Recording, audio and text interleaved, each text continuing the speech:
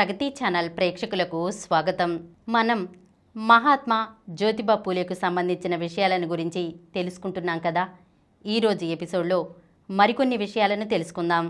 బ్రాహ్మణేతరులంతా జ్యోతిబా నాయకత్వంలో ఒక్కటిగా నిలిచారు. ఆయన చెప్పిన మార్గం అనుసరించి చూద్దాం, ఫలితం ఎలా ఉన్నా ప్రయత్నం తప్పదు అనే నిర్ణయానికి వచ్చారు. బాలాజీ కేసాజీ పాటిల్ తన కుమార్ని వివాహం సత్యశోధక్ సమాజ్ వారి పద్ధతుల ప్రకారమే చేశారు. బ్రాహ్మణ పురోహితులను పిలవలేదు. ఊళ్ళో పెద్ద సంచలనం రేగింది. బ్రాహ్మణులంతా ఆగ్రహించారు. మంత్రాలు లేని పెళ్ళే కాదన్నారు. ఇరు వర్గాల వారు సవాళ్ల మీద సవాళ్లు విసురుకున్నారు. ఆ ఊరిలోని బ్రాహ్మణులకు తోడుగా ఇరుగు పొరుగు ఊళ్ళ బ్రాహ్మణులు కూడా కలిశారు. రేపు తమ గతి ఏమి కానున్నదో అనే ఆందోళన వారిది. ఈ ఉద్యమం ఇలా సాగితే తమ హక్కులకు భుక్తికి కూడా ముప్పు కదా. అందుచేత ఆ ఉద్యమాన్ని ఆపటం వారి తక్షణ కర్తవ్యమైంది. అధికారిక పురోహితుడు లేకుండా పెళ్లిళ్లు జరుపుదామని తీర్మానించారు. స్థానిక పురోహితులైన వామన్ జగన్నాథ్, శంకర్ బాపూజీల చేత బాలాజీ కేసాజీ మీద కేసు పెట్టించారు.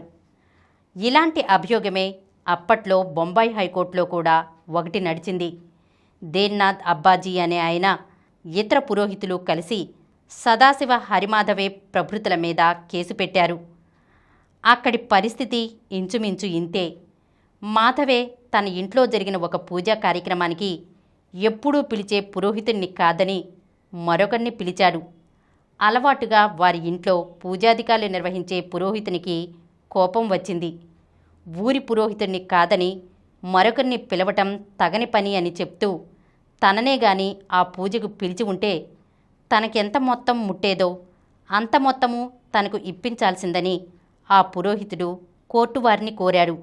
ఒక ఇంటి పురోహితుడు ఆ ఇంటి పౌరోహిత్య కార్యక్రమాలు నిర్వహించకపోయినా ఆ ఇంటివారు అతని మామూలు అతనికి చెల్లించవలసింది ఉంటుందా అనే విషయంపై తర్జన భర్జనలు జరిగాయి. అప్పటికి పూణేలో సబార్డినేట్ జడ్జిగా ఉన్న ఎంజి రనడే పురోహితులకు అనుకూలంగా తీర్పు ఇచ్చారు. గృహస్థుకు ఇష్టం ఉన్నా లేకపోయినా ఆ ఇంట్లో పూజాధికారులు నిర్వర్తించే హక్కు పరంపరగా పురోహితులకు వస్తున్నదని, అలాగే తగిన ప్రతిఫలం తీసుకునే హక్కు కూడా వారికి ఉన్నదని ఆయన అభిప్రాయపడ్డారు. బెంగాల్లోనూ ఇతర రాష్ట్రాల్లోనూ ఇలాంటి కేసులు వచ్చినప్పుడు పురోహితుల హక్కులు చెల్లవని అక్కడి కోర్టులు కొట్టిపారేశాయి. అయినా సంస్కరణవాది న్యాయమూర్తి అయిన రనడే ఇలాంటి తీర్పు ఇచ్చారు. ఒక గ్రామంలోని ఇళ్లలో పూజాధికారులు నిర్వర్తించే హక్కు ఆ గ్రామ పురోహితునికే దఖలుపడి ఉన్నదని, గృహస్థు ఇష్టాయిష్టాలతో నిమిత్తం లేదని, ఆ ఇంట్లో పురోహిత విధులు నిర్వహించకపోయినా అతనికి విధిగా చెల్లింపులు జరగాల్సిందేనని ఆయన చెప్పారు. జిల్లా జడ్జి కూడా ఈ తీర్పును బలపరిచారు.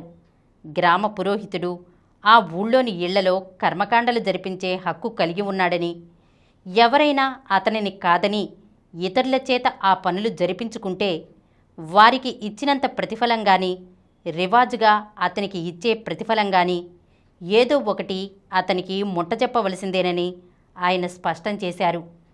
పురోహితుల తరపున ప్రఖ్యాత న్యాయవాది రావ్ బహదూర్ పయన్ మాండలిక్ వాదించారు. రనడే గారి తీర్పు గ్రామాలలో ఇనాం భూములు అనుభవిస్తూ వృత్తి పనులు చేసుకునే వారికి చాలా అనుకూలంగా ఉంది. కమ్మరి, కుమ్మరి వంటి వారంతా తాము తయారు చేసిన వస్తువులనే ఊళ్ళోని వారంతా ఖచ్చితంగా కొనాలని నిర్బంధం చేయటానికి ఇది అవకాశం కలిగిస్తున్నది. అందువల్ల సరుకు నాణ్యత తగ్గే అవకాశాలు కూడా ఉన్నాయి. మద్రాస్ హైకోర్టు మాత్రం ఈ విధమైన కేసులు కొట్టివేసింది. దేన్నాథ్ అబ్బాజీ కేసును వారి దృష్టికి తెచ్చినా వారు దాన్ని ఖాతరు చేయలేదు. ఇప్పుడు బాలాజీ కేసాజీ పాటిల్ కొడుకు పెళ్లి గురించి కూడా సరిగ్గా ఇలాంటి గొడవే వచ్చిపడింది. ఒత్తూరు గ్రామంలోని బ్రాహ్మణ పురోహితులు కేసాజీ మీద కేసు తెచ్చారు. పూణే బ్రాహ్మణులంతా వారి వెనుక ఉన్నారు. కేసాజీ జ్యోతిరావు సలహా కోసం పరిగెట్టారు. ఆ రోజుల్లో న్యాయవాదులు చాలామంది బ్రాహ్మణులే. బ్రాహ్మణేతర న్యాయవాదుల్ని వెతుక్కోవటం చాలా కష్టంగా ఉండేది. జ్యోతిరావు ఎలాగైతేనే పూణేలోని పొలసాని లింగు అనే ఒక న్యాయవాదిని పట్టుకున్నారు. కేసు పట్టుదలగా నడపటానికి అన్ని ఏర్పాట్లు చేశారు. అలాంటి విషయాలలో జ్యోతిబా తన అనుచరులకు కొండంత అండగా ఉండేవారు. ఆదర్శాలకు కట్టుబడి ఉండే స్వభావం ఆయనది. కింది కోర్టులో సబార్డినేట్ జడ్జి బ్రాహ్మణుడు. ఆయన పురోహితుల పక్షంగానే న్యాయ నిర్ణయం చేశారు. కేసాజీ పాటిల్ పూణేలోని ఫస్ట్ క్లాస్ సబార్డినేట్ జడ్జికి అప్పీలు చేసుకున్నారు. ఖాన్ బహదూర్ ఎంఎన్ నానావతి అక్కడి జడ్జి. వారసత్వంగా పౌరోహిత్యం హక్కు కలిగి ఉండడం గురించి వాదోపవాదాలు జరిగాయి. తన పూర్వీకుల పద్ధతిలోనే తన కులం వారినే తన ఇంట్లో కర్మకాండకు ఏర్పాటు చేసుకున్నానని కేసాజీ పాటిల్ వాదించారు. జడ్జి గారు కేసు కొట్టేశారు.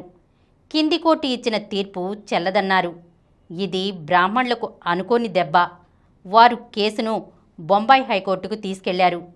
జున్నార్లోనూ పూణేలోనూ హోరాహోరీగా చర్చలు సమావేశాలు జరిగాయి. ఇది ఇరు వర్గాలకు పెద్ద సవాలుగా పరిణమించింది. సనాతనులు, సంస్కరణవాదులు ఇరువైపులా చేరిపోయారు. బ్రాహ్మణులు, బ్రాహ్మణేతరులు, తూర్పు పూణే, పడమటి పూణే, పుగ్రీవారు, ఫేటావారు, ఈ రకంగా పూణేలోని వారంతా చీలిపోయారు. పూణే యుద్ధరంగమైంది. జ్యోతిబా ఈ కేసు గురించి చాలా శ్రద్ధ వహించారు. యూరోపియన్ లాయర్లను సంప్రదించారు. ఈ కేసు ఫలితాల మీద తన ఉద్యమ స్వరూపం ఆధారపడి ఉందని ఆయన గుర్తించారు. ప్రపంచంలో నాయకులు ఎంతోమంది ఉన్నారు. వారు ఎన్నెన్నో బోధిస్తుంటారు. అయితే తమ సిద్ధాంతాలు ఆచరించటం వల్ల ప్రజలకు కలిగే కష్టనష్టాలకు బాధ్యత వహించే నాయకులు ఎక్కడో గాని ఉండరు. జ్యోతిబా అలాంటి అరుదైన వ్యక్తి. ఆయన ఏది చెప్పినా గాని దానిని ఆచరణలో పెట్టి చూపారు. దాని కర్మకు దాన్ని వదిలేయకుండా తుది వరకు కొనసాగించారు. జున్నార్ తాలూకా ఈ విప్లవకారునికి వేదిక అయింది. స్వేచ్ఛా స్వాతంత్ర్యాల కోసం బ్రాహ్మణుల ఆధిక్యతను సవాలు చేసి నిలిచిన మౌన పోరాటం అది. ఈరోజు మనం మహాత్మా జ్యోతిబా పూలేకు సంబంధించిన కొన్ని విషయాలను గురించి తెలుసుకున్నాం కదా. వచ్చే ఎపిసోడ్లో మరికొన్ని విషయాలతో కలుద్దాం.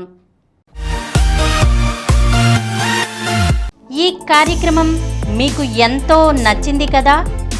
ఇటువంటి మరిన్ని వీడియోల కోసం అనతి కాలంలోనే 20 కోట్ల వ్యూస్ సాధించిన సమరం ఛానల్ సమర్పించు సమరం ప్రగతి ఛానల్కు సబ్స్క్రైబ్ చేయండి, లైక్ చేయండి, మీ ఫ్రెండ్స్కి షేర్ చేయండి.